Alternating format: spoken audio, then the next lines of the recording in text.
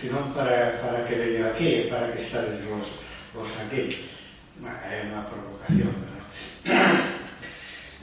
Agradecer a Xoan Carlos Abad por esta presentación e ese recoñecemento que hai que repetir, porque non se di moito dos 125 anos de actividade en favor da historia de Vigo. O Instituto de Estudios Vigueses é un luxo para Vigo ter un instituto desas características.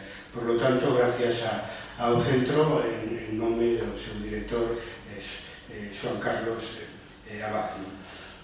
Agradecer ao Club Faro de Vigo, e particularmente a Isabel Rodríguez. Esta é a terceira vez que estou aquí dando unha conferencia, prácticamente unha historia medieval de Vigo a cachos. Algún día terei que escribila. Xa falei deste tema hai 10 anos para os socios nun acto máis ben privado da Asociación de Amigos dos Pazos. Non sei se alguna estades por aquí. Bueno, e entón foi interesante porque ao volver agora sobre o tema, pois efectivamente hai cousas novas que decir, pero ademais hai necesidade de falar do Vigo medieval, non? Porque se dubida bastante de que existira un período medieval que mereza a pena ser contado aquí en Vigo, non?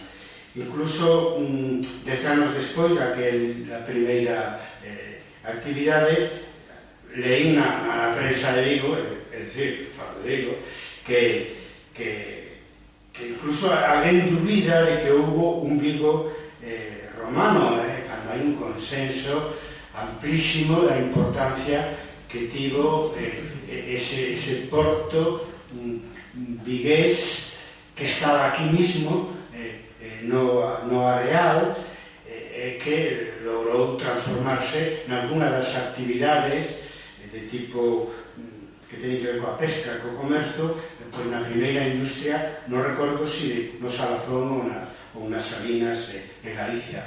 Pois claro que un porto romano importante, un Vigo romano importante, que se pode emparentar con Brigantium, vamos, coa Coruña romana, non? En fin, dai que haya que seguir insistindo que Vigo ten historia, porque o que sería que Vigo é unha cidade sen pasado, sen historia, polo enorme crecemento a partir sobre todo dos anos 60-70 do século pasado, que o transformaron na capital industrial de Galicia. E se di, ás veces con mala intención. Todos os historiadores temos que dicir algo, se somos de Vigo, con máis motivo ainda, non? E onde nace este presuicio sobre a historia de Vigo? Pois do Gran Murguía, que en 1888 escribiu na súa obra Galicia o seguinte: Vigo, ciudad de fortuna, que habiendo heredado a la vetusta Bayona, ni tiene su historia ni los venerados recuerdos de otras prosperidades y de otras glorias. Nada guarda dentro de sus breves muros para el anticuario y el historiador. Dejémosla en paz a Vigo. Que un poco más adelante, diciendo cuán perecederas son las glorias y las fortunas humanas, nos espera Bayona muerta a manos de su hijo Vigo. Muy antiviguista. Ao final Vigo ya foi máis caliente, Bayona, pois bueno, son veciños, por lo tanto vamos a falar deles, pero non tiña razón o marido de Rosalía de Castro. Outros copiaron dele, e uns anos despois, en 1896, José Santiago Gómez era vigués, era coruñés, escribiu: muchos escritores e historiadores gallegos, decía por él, los que siguieron con María, muchos escritores e historiadores gallegos, sin tomarse el trabajo de comprobar sus aserciones, aseguraban que Vigo era una villa moderna, é dicir, que non tivo Idade Media, é dicir, que non existiu un Vigo medieval. Santiago Gómez dixo que eso lle motivou a él a escribir a súa historia de Vigo comarca, que ainda hoxe en día é útil porque aporta documentos que demostran que Vigo sempre ten historia e que concretamente Vigo ten historia medieval. Tampouco axudou a mellorar a visión de Vigo como cidade histórica a disputa moi anterior a isto no século XVI de Vigo co resto dos portos da ría de Vigo, con Bouzas, con Redondela, desde logo con Bayona, etc. Ao final Vigo gañou e foi o gran porto da ría de Vigo para toda a época moderna e incluso de toda Galicia hasta o día de hoxe. Pero mentras deixou moitas feridas, sobre todo a pugna entre Vigo e Bayona, como xa quedou demostrado co texto de Manuel Murguía. Houve un preito sobre o monopolio da carga e descarga, que era moi importante porque era o que daba vida a un porto, non solamente de pesca, sino tamén comercial. Entón, nese preito entre Bayona e Vigo, Bayona tivo o apoio da Coruña e Vigo tuvo o apoio de Santiago por unha razón moi simple, porque Vigo pertencía á terra de Santiago, non? E o representante da Iglesia de Santiago escribiu no século XVI en defensa do dereito de Vigo a ese monopolio da carga e descarga na ría de Vigo, escribiu que Vigo era el maior puerto de Galicia. Claro, eso vai generando unhas situacións que para uns poden parecer complexo de superioridade, para outros, neste caso eu digo, generar incluso un complexo de inferioridade, que é o que buscaban, que choca os datos que os historiadores descubrimos hoxe en día. Tampouco axudou, ou máis ben animou, esta mala imaxe da historia de Vigo, o feito que no século XIX nos embarcáramos con Pontevedra nunha disputa longa tamén pola capitalidade da provincia.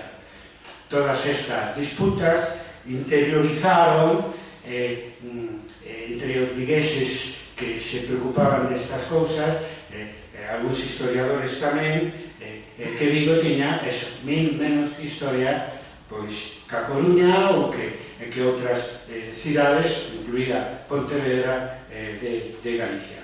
O argumento era, por exemplo, para Murguía, que aquí nos faltaban monumentos históricos urbanos, se entende, non entrarían aí as igrexas románicas dos arredores. Sí, claro, pero é que Draque, cando ocupou Vigo con unha extrema violencia en 1589, destruiu a igrexa gótica de Santa María de Vigo. Logo, pois casi 100 anos despois, os irmandiños derrocaron o castelo do Penso de Vigo e a fortaleza dos arredores tamén. Os propios irmandiños de Vigo son quenes o fixeron. Se reedificou o Penso para facer de frente a Pedro Mátara e se volveu a derrocar a petición dos vecinos de Vigo en 1488. E claro, non quedan nin fortalezas nin as igrexas románicas, e no caso de Santa María, primeiro románica e logo gótica, que tivemos en Vigo. Pero bueno, pero queda para a igrexa de Santiago de Vigo o relevo do Salvador, de Jesús Salvador do século XII, que están no Museo Arqueolóxico de Madrid, e para a igrexa gótica do século XV de Santa María de Vigo, actual colexiata, o tímpano que está no Museo de Pontevedra. Hasta nesto non foi mal, porque os restos que quedaron do noso pasado medieval, concretamente os restos artísticos, están fora de Vigo. Hai tempo que teño planteado que habería que montar un museo da historia de Vigo, bueno, que tome nota o señor alcalde, para que non pasen estas cousas. sobre a base de recuperar tamén todos estes tesouros que falan da historia medieval de Vigo que están fora da nosa cidade. E claro, faltan fontes, pero iso é general no estudio das cidades en Galicia e en toda España, pero particularmente en Galicia. Outro historiador vigués, Taboada Leal, que redactou a primeira historia de Vigo en 1840, que se chamou Descripción topográfica e histórica da cidade de Vigo, pois con pena se queixaba de que non atopou Vigo como vila, como centro urbano, ata un documento de 1463. E, polo tanto, caiu nesa idea de que Vigo, na Edad Media, era unha aldea.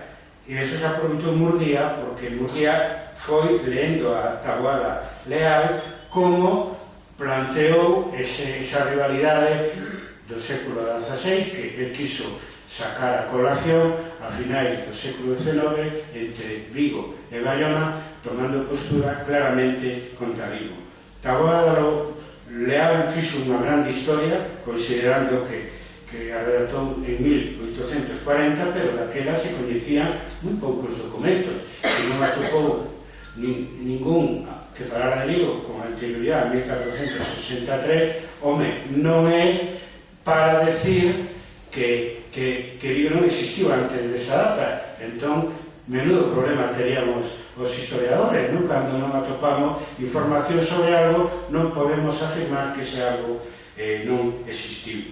En general, a documentación municipal en Galicia desapareceu ao longo da historia, é dicir, polas guerras, polas diferentes vicisitudes, pois, en fin, desapareceu, non se conservou, coa excepción relativa de Ourense, Pontevedra e Santiago. De Vigo non temos prácticamente, non, é que non ningún documento do Concello para os séculos medievais. Pasa así noutras cidades de Galicia. O que si queda hai moita documentación eclesiástica. Vigo foi sempre, como casi todas as cidades galegas, menos as que eran exclusivamente do rei, como Betanzos, Coruña, Viveiro, en algún Ribadeo, en algún momento, etc., eran do rei. As demais tiñan todas estas vilas e cidades galegas na época medieval un señor eclesiástico. Vigo dependeu do arzobispo de Santiago, do obispo de Tui e do abade do mosteiro de Melón. Foron as tres grandes entidades señoriais que en diferentes momentos da nosa historia medieval pois tuveron mando sobre as rendas da cidade de Vigo. Bueno, e aí é onde está a documentación para reconstruir a historia do Vigo medieval, nos arquivos da Catedral de Santiago e Tui e na documentación de León, que está a man no Arquivo Histórico Nacional en Madrid. O primeiro que empezou a usar documentos eclesiásticos para estudiar a historia de Vigo foi José Santiago Gómez e últimamente Rafael Sánchez Barciera. Pero queda moito por facer. Con todo, o que coñecemos abonda sobradamente para responder a pregunta de se existe Vigo medieval con un sí rotundo. Eu diría con un sí reivindicativo, apoiado na documentación histórica que hoxe xa coñecemos. Non axudou para ese coñecemento do Vigo medieval, do Vigo urbano medieval, o feito de que o nome de Vigo veña do latín vicus, que significa aldea. E iso foi o que levou sempre, por contagio, a uns e a outros a decir que Vigo sempre foi unha aldea. Manuel Santos Esteves estudiou o tema e resulta que o nome de Vigo non existe na época romana. É dicir, o Vigo da época romana estaba aquí no Areal, xa o dixemos, era alrededor dese porto pesqueiro e comercial tan importante, pero o nome que se baraxa para esa época romana antigua é o de Burbida, non? Están en debate os arqueólogos e os historiadores de Antigua nese tema. O que se utiliza na alta Edade Media é o nome de vila e o nome de vicus, aparece bastante na documentación. As vilas pode ser unha aldea, pero normalmente é unha facenda, unha granxa, como a que se conserva en Toralla, maravillosa, ali na praia do Vao, ou ben a que houve en Colla, en Alcado, etc. E vicus, cando aparece nun documento do século, sobre todo 9 e incluso 10, significa unha aglomeración de casas, é dicir, unha aldea. Se conserva en Galicia 4 topónimos que dicen Vigo. Vigo é como se di en galego, o que era en latín vicus, ¿no? Pero bueno, o único desos 44 vigos que se conservan como topónimos na Galicia actual, solamente un se transformou nunha urbe, e ese foi Vigo, simplemente porque adquiriu o nome de Vigo no momento que era un porto e que empezaba a ser importante no sur de Galicia. É dicir, o único Vigo urbano que temos, e xa era o único Vigo urbano durante todo o período medieval. Por lo tanto, hai que entender o período medieval sabendo de que donde hoxe está Vigo antes houve unha aldea, realmente un vicus rural, que se transforma nun porto mariñeiro, non? Bueno, retrotraéndonos un pouco para atrás, no século I despois de Cristo, empeza a poboación que había no castro de Vigo, empeza a descender e se espalla ao longo de, sobre todo despois do período romano, ao longo do litoral, e hai vicus ao longo de todo o litoral. Un deles na ladeira do castro, que é onde que se transformou entre os séculos XI e XII nun burgo mariñeiro que é Vigo. Isto o demostran as excavacións que atoparon entre a caída de Roma e a formación do burgo vigués, que son varios séculos, atoparon sepulcros, etapas de sepulcros do período suevo, germánico, incluso dos primeiros séculos despois da invasión islámica, século IX, século X, e algún destos sepulcros na Colexiata, é dicir, que onde estivo o Vigo medieval, antes había unha poboación vivindo ali, é dicir, podemos asegurar que hubo un vicus que se transformou en Vigo, pasando do rural ao mundo urbano. Ese vicus seguro que non era totalmente agrícola, como non era o Castro de Vigo, porque naturalmente vivían tamén do peixe e do marisco. Por lo tanto, temos Vigo urbano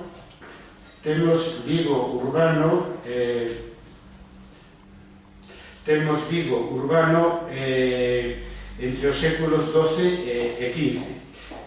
Como se define unha urbe? Como unha aglomeración de xente que vive dedicada a actividades non agrícolas, fundamentalmente artesanais e comerciais, ¿no? Ao longo da Edade Media se utiliza para isto, para unha aglomeración urbana, para falar dunha aglomeración urbana, generalmente, sobre todo ao principio pequena, o nome de burgo, de vila e de cidades. O nome de burgo é o máis usado ao principio e logo aparece, igual pasa con Vigo, o nome de vila na Edade Media, máis tardía, incluso o de cidade, ¿no? Ás veces non hai unha, digamos, un reconhecemento xurídico desa entidade urbana, pero si hai eso, unha aglomeración de xente que se dedica a actividades non agrícolas nun punto determinado. Eses orígenes do burgo de Vigo temos que situalos no século XII. E para iso hai 5 documentos que o atestiguan. Paralelan dúas cousas, que aparece o nome de Vigo para identificar unha poboación que evidentemente é unha poboación urbana, e segundo porque se empeza a ter noticias de un porto ao que se presta cada vez por parte das autoridades maior atención. O nome, antes de chegar a Vigo, pasa por Vico, V-I-C-O, que é, digamos, en latín vulgar vicus, no? E logo, cando aparece Vigo, eso xa é en romance, e no noso caso en romance galego, que será o nome definitivo. Por lo tanto, ao principio, nestes documentos que vou barallar, pois se intercambia o nome de Vico co nome de Vigo nesa evolución ortográfica realmente da palabra desde o vicus latino, non? Bueno, pois este Vigo, que é Pico ou Vigo, que aparece nestes 5 documentos, contén 2 parroquias, Santa María e Santiago. Santa María de Vigo inmediatamente colle o nome de Santa María de Vigo e Santiago despois, pero a advocación é da parroquia anterior ao nome de Vigo. Conforme se constituye Vigo como entidade urbana, a parroquia, digamos, máis bella, que é Santiago, pois engade a preposición e di Santiago de Vigo. E antes deso, que o primeiro fixo foi a parroquia de Santa María de Vigo, que naceu cando esa aglomeración rural pasa a ser aglomeración urbana, ¿no? Vinculada a un posto pesqueiro. Sempre foi, ao longo de toda a Edade Media, por lo menos hasta mediados do século XIII, Vigo propiedade real, ¿no? E aparecen na documentación o rei Alfonso VII, Fernando II e Alfonso IX, ¿no?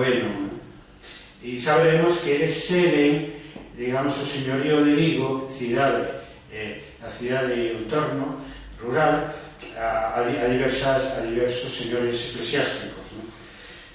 Pero sempre con esta diferenciación. Unha cousa é o burgo, que surge nos arredores da actual colegiata, e outro é a jurisdicción rural que tiñan todas as cidades medievais, que por regular aí en castelán se chama o Alfoz, pero que aquí se chama o Couto, non? Existía Vigo, Burgo, e Vigo, o Couto, que chegaba hasta Teis, por un lado, e por outro lado hasta Colla, incluindo Colla, creo eu, hasta Fragoso, para decirlo con máis propiedade. Bueno, outro documento, o primeiro documento que vamos dito todo eso, que é unha especie de resumen do que era o Burgo de Vigo no século XII, se justifica nestes 5 documentos. O primeiro é un de 1097, que é un acordo entre Vigo e Canadelo para fixar os límites. Entendo que Vigo é nese momento unha entidade que fusiona a parroquia de Santiago e a parroquia de Santa María, e que tiña, digamos, empezaba a ter ou tiña xa o seu centro ao redor da igrexa de Santa María de Vigo. Pois é un acordo, porque había conflito entre o límite de Vigo e Canadelo. E Canadelo ainda existe ali un pouco antes de Isaac Peral, a rúa de Canadelo Baixo e de Canadelo Alto, non? Pero aquilo foi un barrio e agora quedaron unhas rúas, como pasa moitas veces ao longo da historia, que é detrás o que viña Teis. Por lo tanto, ese é o límite oriental do Burgo de Vigo, que se decide entre representantes de Vigo e representantes de Canadelo, que neste momento non sabía decir se acabou formando parte do Couto de Vigo ou da jurisdicción de Teis. En Teis non había núcleo urbano, había as Torres de Tella, as Torres de Padín, unha fortaleza que tiña unha jurisdicción ao seu redor. Pero por ali, máis ou menos, estaba o límite. É curioso que o primeiro representante do Concello de Vigo que aparece nese convenio que fixeron para resolver un conflito se chame Afonso Vigoiz, é dicir, que era un Afonso que era fillo de un que se chamaba Vigo, é dicir, que Vigo en este momento aparece aquí, neste caso, como Vigo, neste documento con G de Galicia, e xa aparece un que é fillo de un que se chamaba ao mesmo tempo Vigo, ¿no? O sea, tenemos Vigo topónico urbano e temos Vigo antropónico, ¿no? E patronímico, porque aparece con nome e con apellido, Alfonso fillo de Vigo. O sea, antes de que, ao mesmo tempo que temos noticia de que Vigo é unha entidade separada que está por riba das dúas parroquias, Santiago e Santa María, pois temos noticia que xa había un veciño, que además era un veciño importante, porque o que encabeza a comisión que negocia os de Canadeo, que se chamaba Vigo, e o fillo se chamaba, por tanto, Alfonso Vigoiz, Alfonso fillo de Vigo. O seguinte documento é do ano 1136, confirmado en 1156 por o rei Alfonso VII, o emperador de León, que doa Vigo a Igrexa de Tui. De maneira que para o obispo era a parroquia de Santiago de Vigo e para o cabildo era a parroquia de Santa María de Vigo. Aí foron listos do cabildo, que tiñan moita vocación urbana, como sabemos, vivían en urbes e prácticamente formaban parte da clase media urbana das cidades medievais, aquí e fora daqui.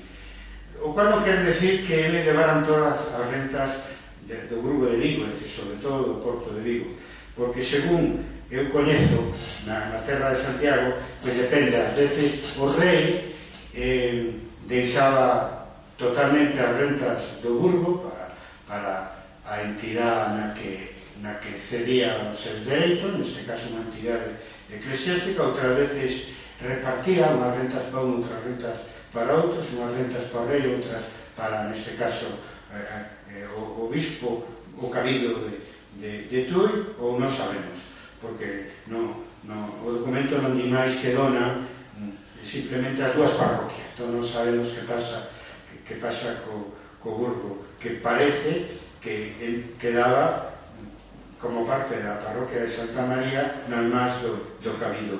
Non quere decir que unha investigación máis profunda descubramos como fora ese pacto desde o punto de vista económico. En 1162 aparece outro documento interesante nos que dicen hasta ahora, se non dixo nada en contra, o término que aparece é Vigosa, pero no de 1162 aparece Vico. E é un documento interesante, é unha venda, simplemente dunha heredade, vamos, de un territorio, de unhas terras, ¿no? Pero para dar a dirección de onde estaban esas terras é como se día. Entonces, en latín, sub monte Castro Vico in villa predicta colla condomias. Bueno, baixo o monte de Castro, Vigo, dice, vamos, isto se refira a Santa María de Castro e a Vigo. E recoñece o seu carácter urbano cando en vila predicta, é dicir, na vila mencionada, e é a primeira vez que aparece o término vila como unha aglomeración evidentemente urbana. E logo parece ser que estaba entre Colla e Fragoso, porque Condomias non deixou pegada huella ninguna na toponimia e desapareceu, pero supoñemos que estaba por Santo Tomé de Freixeiro no Fragoso. Por lo tanto, aquí temos Vigo como vila, xa inda que seña con nome de Vico, neste caso. En 1169, o primer rei de Portugal, Afonso Henrique, ocupa o obispado de Tui, ¿no?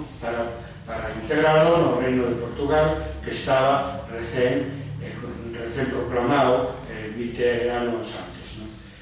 Entón, para contentar ao obispo, que non, claro, non debería estar alá moi satisfeito con que o rei de Portugal usurpara o obispado de Lugo, para contentarlo, e regalaron 17 granxas casais, é dicir, unha familia con unha granxa agrícola, ¿no? 17 granxas en Bembrigue, e a noticia interesante ven agora, e 5 barcos cos seus mariñeiros, barcos do rei de Portugal, que estaban fondeados en e dice Santa María de Vico. Bueno, interesante, porque o non, Santa María de Vico e Porto de Vico son o mesmo, e que demostran, bueno, que é un porto importante, que estaba en condicións de que amarraran, que se prestara servicio a 5 barcos do rei, cos seus mariñeiros, que non sabemos se eran barcos de pesca ou barcos de guerra, probablemente o primeiro. Bueno, ano seguinte, en 1170, o rei de León, Fernando II, recupera Tui e devolve Vigo a igrexa de Tui. Por tanto, Vigo foi portuguesa durante un ano no século XII, que non se enteremos da Coruña, o que son, claro, eso ainda lle daría máis forza ao que din de nós, verdad?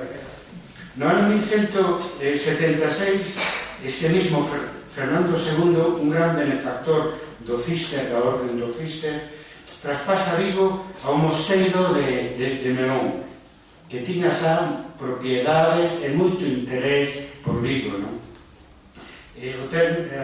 A frase é que cede o regalengum quos dicitur de Vigo, é dicir, o regalengo, que en galego decimos reguengo, é dicir, a propiedade do rei que dicitur de Vigo, é dicir, que lle chaman Vigo, o sea, que regala Vigo co seu alfoz, que era moi claro, con todos os seus campos, as súas rentas, o seu redor, etc., cuyos límites a veces aparecen na documentación, non lo podemos imaginar.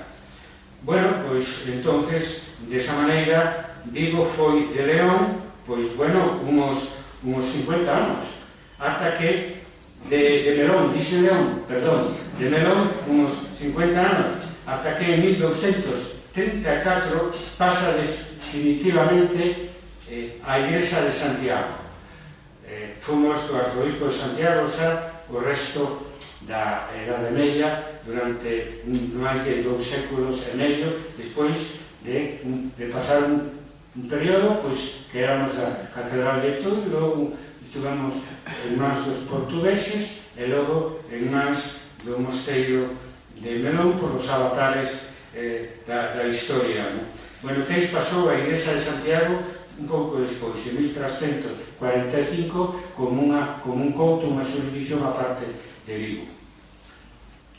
Bueno, que está a pasar? Que na segunda mitad do século XII e principio do século XIII hai dous reis galegos que están enterrados tamén na Catedral de Santiago, Fernando II e Alfonso X, aos que xa se refire, que fan moito por urbanizar Galicia e buscan ademais a complicidade dos poderes señoriais locais e sobre todo eclesiásticos, pero tamén laicos.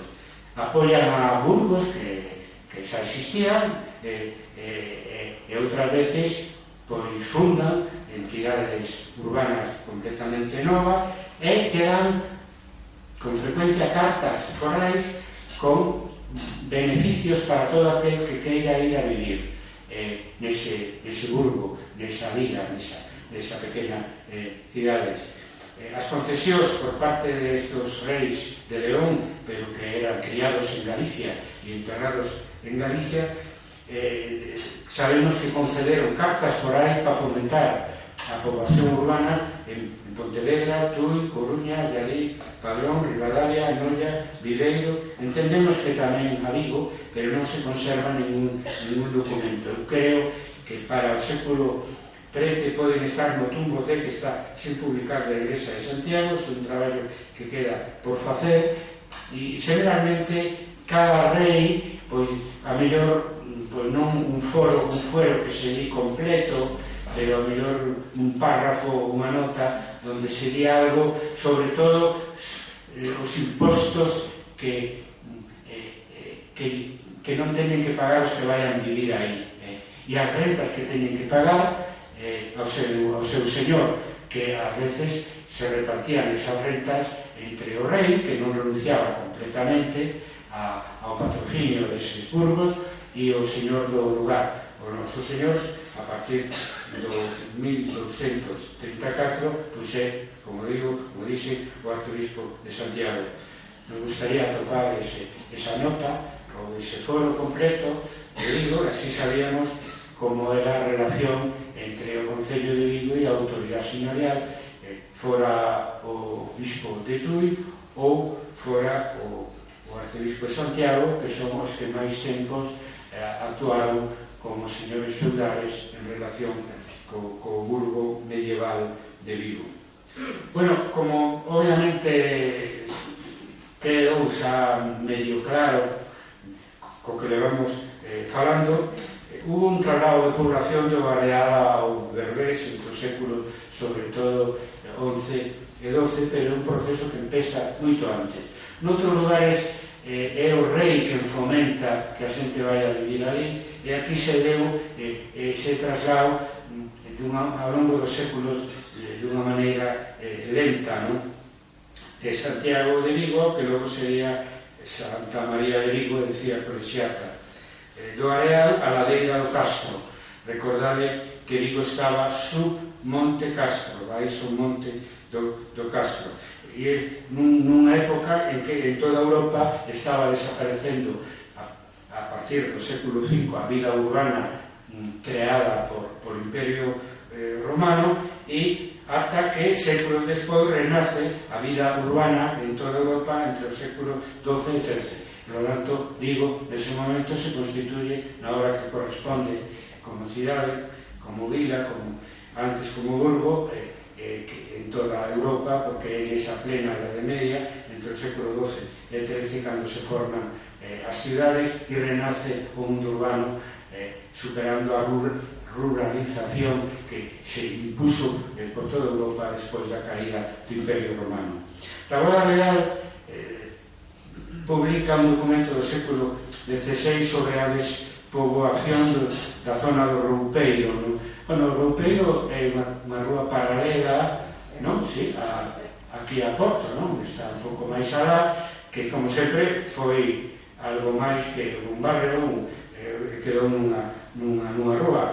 Entón, se trata da despoboación da zona da parroquia de Santiago de Vigo, do Areal, para entenderlo. Nese momento, no século XVII, había moita sensibilidade porque levaba séculos despoboada, e no século XVII, que cando se fai a muralla nova de Vigo ao mesmo tempo, se intenta repoboar o Areal que desde ese Vigo romano do que falamos, pois se transformou nun eiral, non? É dicir, nun lugar onde había unhas casas, pero que desaparecera para a historia, ainda que se mantivo a parroquia de Santiago de Vigo, que incluía a ladeira oriental do Castro. É curioso porque o autor dese escrito do século XVII dice que a xente pasou de vivir no Areal a vivir no Vigo actual, vamos, no burgo de Santa María, porque a zona do Areal, que hoxe naquele momento se incluía a Rosalía de Castro, el Marqués de Valladares, pois sufría moitas inundacións, as mareas, non había pesca xa, tempestades. Hombre, algo de eso debeu ser, porque era unha zona moi desprotegida e simplemente a xente acabou marchando para un lugar máis alto a vivir, non? Pero, de todas as maneiras, o que conta máis é a voluntad dos homens que se foron a vivir ali onde se estaba construindo, se estaba formando un porto pesqueiro, e sobre todo a política da monarquía, que temos datos por outras cidades. Facemos obviamente historia comparada, porque se non temos documentación de Vigo, pues vamos a ver o que pasou noutras cidades moi cercanas a nós, ou por lo menos parte do reino de Galicia. Entón, tanto no caso de Tui como na Coruña, na Ribadavia, por exemplo, foron os reis os que dixeron que había que ir a vivir a un lugar máis alto por razóns de tipo militares, porque se defendían mellor lugares que se rodeaban dunha muralla para fortalecelos en frente as violencias que poderan surgir de todo tipo de invasións e de guerras, non? Bueno, ese proceso en Vigo non foi falta, xa o dixen, non fixo falta unha iniciativa real, porque era un proceso natural que se dera. Ahora, as causas son curiosas, non? Decía que tamén bate podemos decir que tamén bate o mar ali na zona do Laxe, non? Do Berbés, pero claro, como está no final da ladeira do Castro, fixeron, veremos, unha muralla, pois ali o mar entrou menos na terra, non? Nada máis baixar do Laxe está o mar, cousa que non pasou así na zona do Areal, que se perdeu, non? Como hábitat humano. Bueno, entre o Areal e Santa María de Vigo había un camiño bello, veteran, no século XII, que non sei por onde podría ir, eso non é nada fácil seguilo, pero non debe ser moi diferente do camiño que faríamos hoxe para subir a onde está a Colexiata. Polos poderes imaginar, pero non sabemos máis datos. Sabemos que había un camiño bello porque a cidade de Vigo necesitaba manter contacto con todo o seu couto, todo o seu arfo, e ainda había na zona do Areal, en Santiago de Vigo, pois unha zona rural onde se entendían os campos e había unha parroquia que estaba no casco urbano. Supoñemos a igrexa románica de Santiago de Vigo, non moi lonxe onde está a actual. Con todo, sabedes, o que era a parroquia de Santiago de Vigo queda, veremos logo, fora da muralla, como alfo de Vigo, pero iso é importante. Bueno, decir que na formación deste núcleo urbano, na zona onde hoxe está a Colexiata, hai que ter en conta que entre os séculos XII e XIII se construyen, temos localizadas 15 iglesias románicas nos arredores de Vigo. Por lo tanto, había densidade demográfica suficiente para manter un núcleo urbano que alimentaba de peixe e marisco todos os arredores e exportaba tamén todo o que producía o mar. Bueno, no século XIII a plenitude do Vigo medieval e a plenitude en general das vilas e das cidades medievais, que aquí está representada polo fenómeno que, aínda sendo un fenómeno cultural, ten moito que ver co que aquí estamos a decir se existe ou non un Vigo medieval, que é Martín Codas, non? Que demostra ele a súa existencia e a súa obra, demostra que Vigo no século XIII non era só unha vila mariñeira, que había un desenvolvemento cultural importante, trovadoresco, provenzal, internacional. As 7 cantigas que se conservan, musicadas, que poderemos visitar no marco pronto, se é que non está xa aberta a exposición, porque efectivamente volveron a Vigo este pergamino Vindel, como se chama este documento original con estas fenomenales 7 cantigas. Martín Codas ten unha elevadísima conciencia de Vigo urbano, de Vigo. Cita nas 7 cantigas 21 vez a Vigo, 21 vez, imaginadlo. E son 7 cantigas, son 4 ou 5 follas, son 3 ou 4 follas. O cita 21 vez. É un poeta urbano, poeta de Romaría, se dixo, un poeta enamorado de Vigo e da súa amada, que bailaba nas festas no Arro de Santa María. A cantiga dele, unha delas: e no sagrado en Vigo bailaba corpo velido, amor ei. En Vigo, en no sagrado, bailaba corpo delgado, amor ei. Bailaba corpo velido, que nunca houbera amigo amor el. Bela, delgada e naturalmente virxen. É a imaxe da muller da arte románica e gótica. Pero, bueno, en todo caso, a súa amada.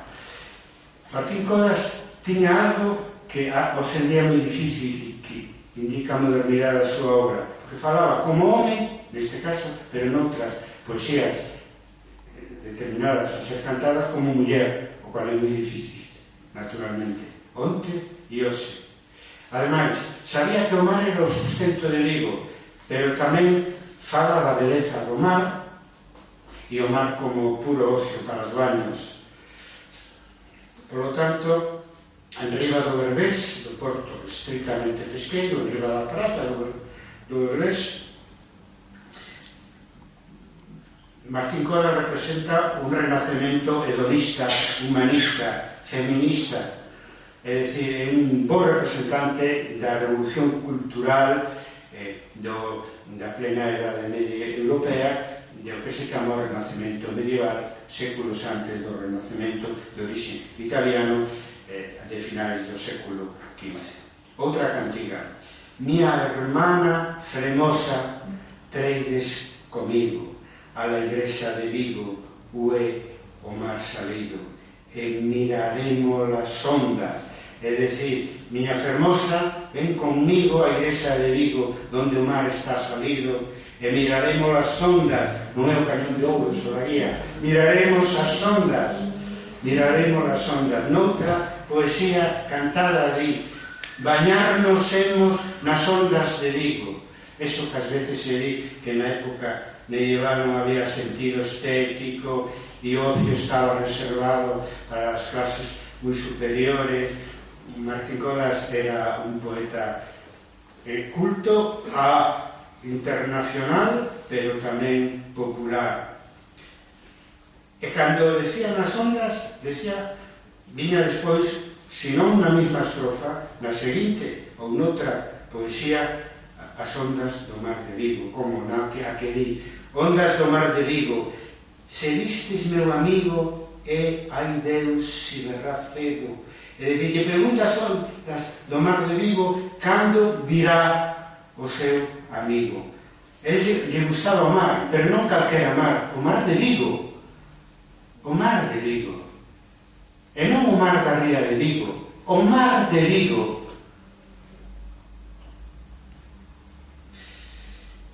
Era un poeta cantor, tamén cortesán, un viaxeiro que sempre retorna a Vigo, onde ten a nai. Outra, cantiga: cabe en Vigo e sano, e del rei amigo, e irei madre a Vigo.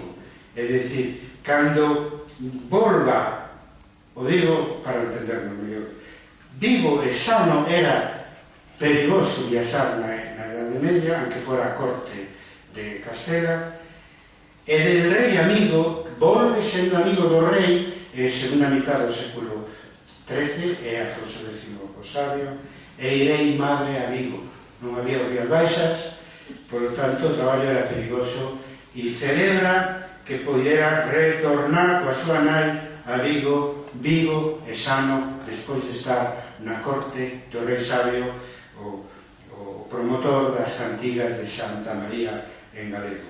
Sin perder raíz popular e local, Martín Codas é ademais un trovador que nos cultiva os pazos señoriais, porque a súa referencia na súa poesía é a igrexa e o rei. E a igrexa, é dicir igrexa, é dicir Vigo, porque a identificación entre Santa María, Porto e Vigo está moi evidente en toda a documentación xa do século XII e agora do século XIII. E sempre nun galego fermoso, fundacional. Quen dixo que Vigo non ten tradición galeguista? Aunque seña medieval. Claro, como din que non existiu o Vigo medieval, por eso din que Vigo non ten tradición galeguista. Pero se estudiamos todos os documentos que conhecemos do Vigo medieval, pois sabemos o que é ese sentimento de identidade local, neste caso con Vigo, e identidade galega, no uso do galego, que na segunda mitad do século XII pois ten moito mérito, porque os primeiros documentos escritos en galego son de principios do século XIII. Dice que no século XIII ten moito mérito porque os primeiros escritos en galego son de principios do século XIII. Bueno, queda por desmentir, e non podo irme de aquí, outro mito historiográfico sobre Vigo, e é que aquí en Vigo non hubo murallas. Bueno, vou a expoñer 3 evidencias que objetivamente responden que sí, que hubo un Vigo medieval, que hubo un burgo e unha vila medieval en Vigo, e que hubo unha vila amurallada en Vigo, salvo que o que estea dominado por ese presuicio e non o quera aceptar, pero é unha obriga para os historiadores aceptar o que din os papéis que se conservan daquela época ou os restos arqueológicos. As 3 evidencias son, primeiro, 1388, a crónica de Jean Froissart sobre o ataque do duque de Lancaster a Galicia con unha prolongación da guerra trastámara. Pois o texto, a crónica de Froissart ademais acompañaba ao duque de Lancaster, testimonha directa, visual, e era ademais un gran intelectual. Entonces di, la villa de Vigo es grande, pero es bastante fuerte, y si dentro de sus muros hubiera una buena guarnición, los ingleses no la hubieran tomado fácilmente. Él era anti-inglés, Froissart, pero bueno, iba con eles, e esa incursión estaba empotrado de alguma maneira en relación coas tropas, e seguiu tamén, é moi interesante o que di da toma de Ribadavia. Repito, la villa de Vigo es grande, pero es bastante fuerte, y si dentro de sus muros hubiera una buena guarnición, los ingleses no la hubieran tomado fácilmente. Bueno, Vigo tivo que capitular, non porque non fora forte, senón por un problema de guarnición, según este observador e cronista. E, para asinar a capitulación, deixaron entrar os xefes dos ingleses, pero non os soldados, non? Obviamente, para que non houbera, en fin, violencias, etc. Y engade o cronista: los que quedaron fuera de los muros tuvieron pan y vino, pero non os quixeron os vigueses dentro.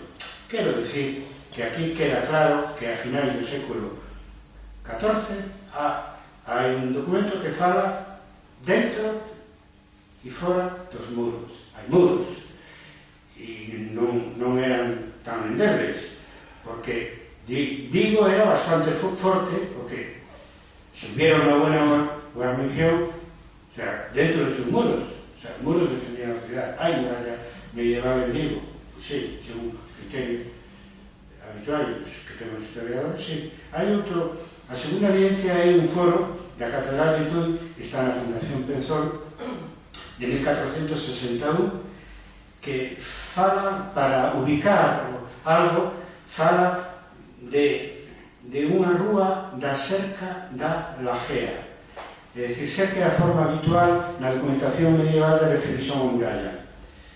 Pode ser unha muralla dunha fortaleza ou unha muralla dunha cidade. E cerca da Lajea é o Laxe. Onde hai cerca? Hai muralla. En 1461. E a terceira evidencia é a excavación que se fixo na Rúa Oliva, cerca da Colegiata, donde se descubriron 10 metros dun muro. Non hai, comentábamos con Javier, que non hai memorias de esas excavacións por un problema de presuposto, por un problema económico, pero si hai unha foto na prensa donde se ve un muro que a primeira hipótesis, por outros muros que aparecen en outras cidades, empezando por Santiago, é o muro dunha muralla. Din que o adro é demasiado para o adro no que bailaba a namorada de Martín Cogas, para nada. O máis seguro que seña un muro que además non se ve alá moi grande, porque debe ter por la foto 60 ou 70 centímetros de ancho e as pedras son, non sei se están labradas por fora, pero por dentro, que como se ven, en fin, son como cachotes grandes, nada máis.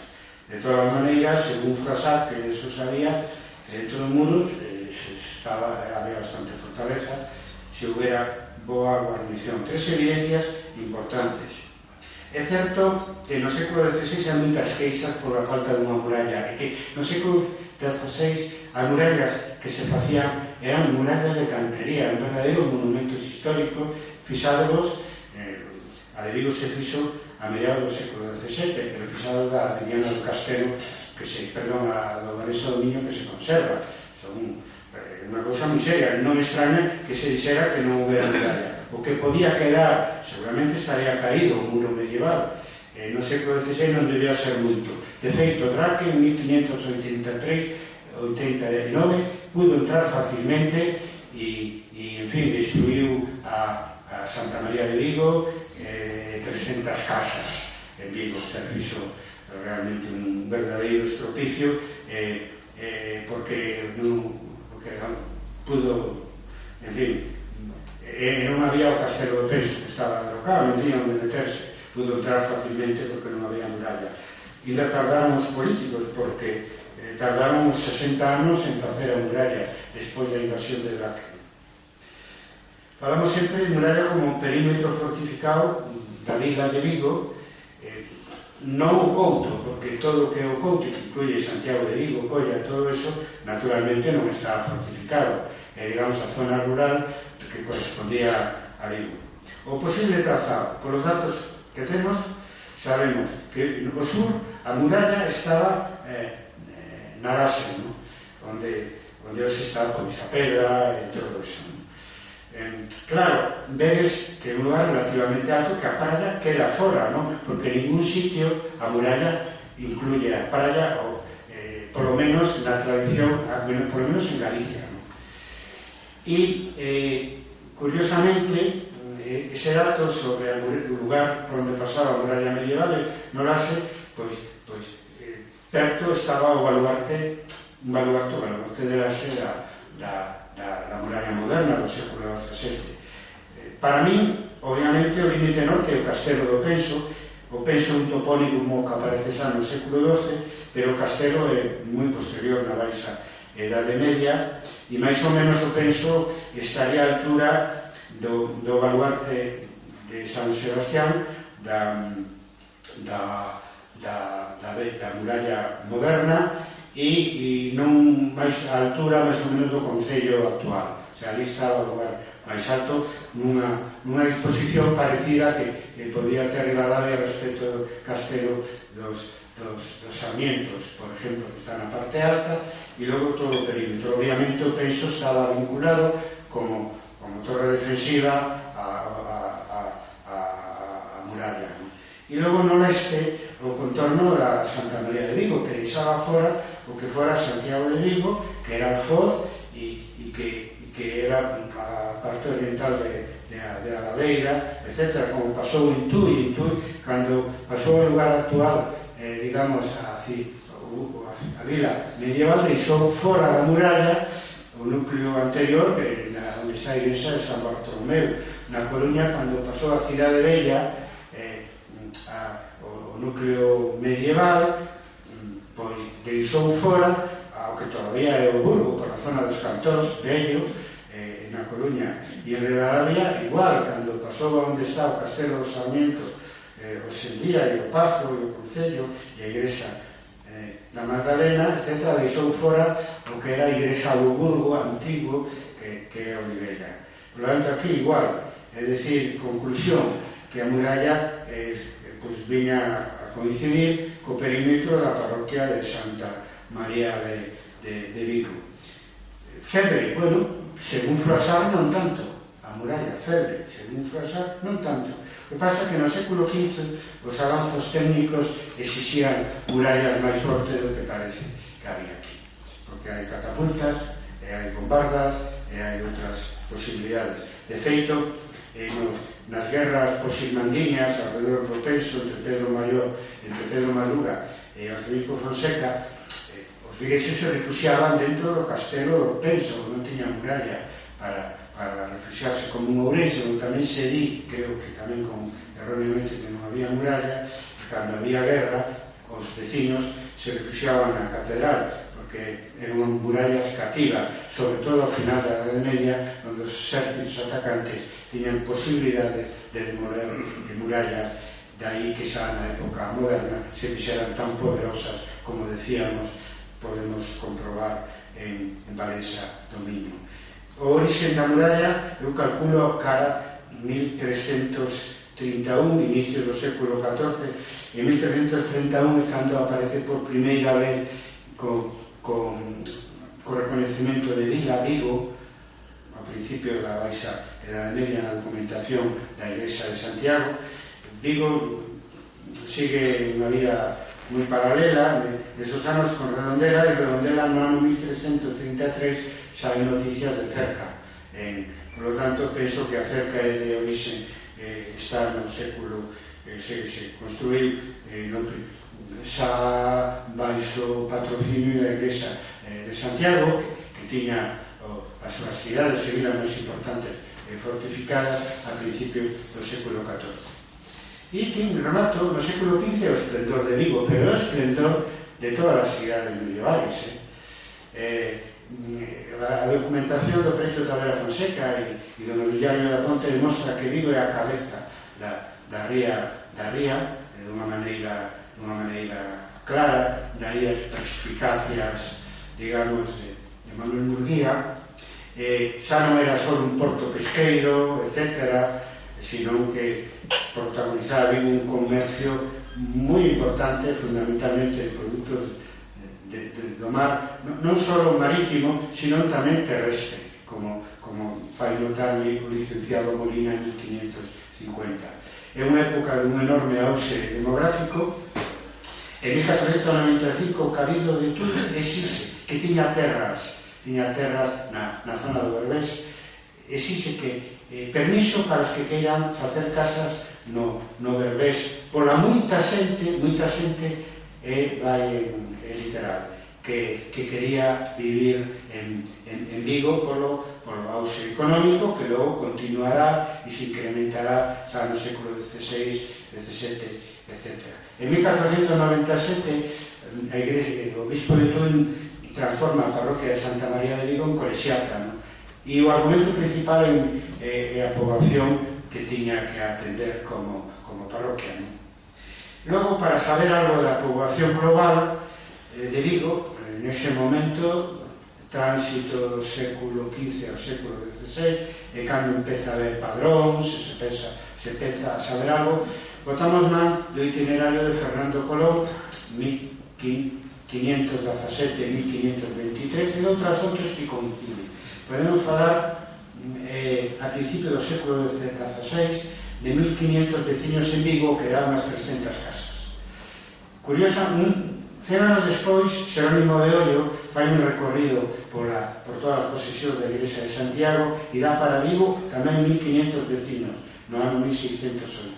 E curiosamente as 300 casas das que se pode falar aplicando un coeficiente, non a tantos por casa, pois bueno, 4 ou 5 persoas por casa, pois son as mismas que, según as crónicas, queimou, fixo queimar, e foi con lume tamén a Santa María de Vigo, Draque en 1586.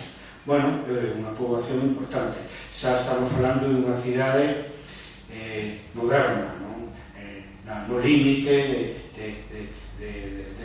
entre a Edade Media e a Edade Moderna, pero eso non se fixo un día para outro. Por lo tanto, hai que falar de centros de veciños, por lo menos no século XV e no século XIV. Vigo, os seus 1500 veciños, quedaba algo por debaixo da Coruña de Pontevedra, e a altura en poboación de Ribadavia e Allariz, que foran vilas moi importantes no século XIII e moi favorecidas polos reis de León e Castela. As casas eran de madeira, eso fixo dubidar do seu lirismo historiográfico a José Santiago Gómez. Vivían o que había cabanas de pescadores, cando que eran as casas no rural eran de madeira ou de pallabarro, e nas cidades, por lo menos en Galicia, eran de madeira. Me parece que en Betanzos, non sei onde, houbera un incendio que acabara coa cidade, porque as casas eran de madeira, e aquí está documentado, eran de madeira. Apenas se guisaba para igrexas, casas torres de filados, en fin, murallas da cidade, para grupos privilexiados. Bueno, de casa fidalga aquí, claro, xa falei na primeira conferencia que di no Club Faro de Vigo, da casa que os descendentes de Diego Pazos de Provén construye, e a casa gótica do barrio Bello de Vigo, e que é a única casa realmente medieval que se conserva en Vigo, ¿no? Curiosamente, a construir coas pedras do castelo do Penzo, depois de ser derrocado por segunda vez, primeiro por xirmandiños, depois por os veciños, que lle pediron ao arzobispo Fonseca en 1488. As rúas eran terreiras de terra, non había pavimento, pero como na maior parte das cidades medievales, salvo algunhas moi grandes. En 1561 dan o dato do 16, porque este tipo de informes e de padróns non existían na época medieval, pero bueno, é un dato moi cercano ao fin da Idade Media. En 1561 salen 5 rúas que realmente eran como 5 barrios que estaban en terraza, ¿no? Un urbanismo caótico, como sempre, como hasta no século XX, hasta hoxe, en Vigo, pero como consecuencia de que é unha cidade que nace entre o mar e o Castro, non? En pendiente, e que probablemente xa nos tempos modernos non ten, ou nos tempos contemporáneos non ten disculpa, non?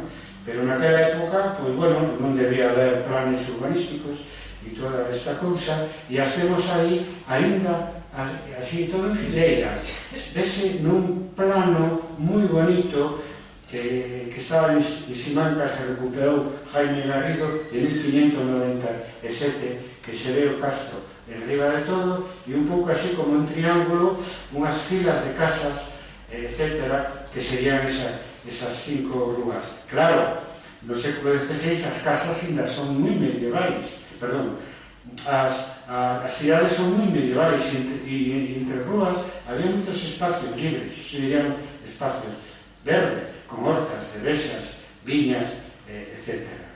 Bueno, así vivían, e logo bailando no adro de Vigo coas rapazas velidas, non?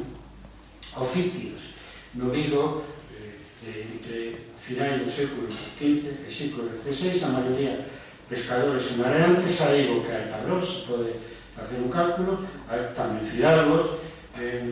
Nun traballo, Rafael Sánchez García, un traballo sobre o grupo de poder no Vigo medieval, atopa fidalgos desde o século XIII, mercadores, un notorio no século XV, un foro de 1462, e artesanos de todos os oficios. Había 5 cofradías nun padrón de 1513, 5 cofradías.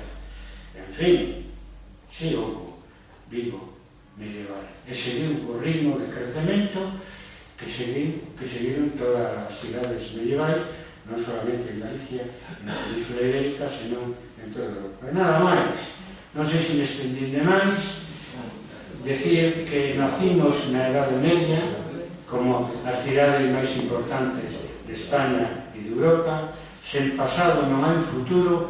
Viva Vigo e a súa historia.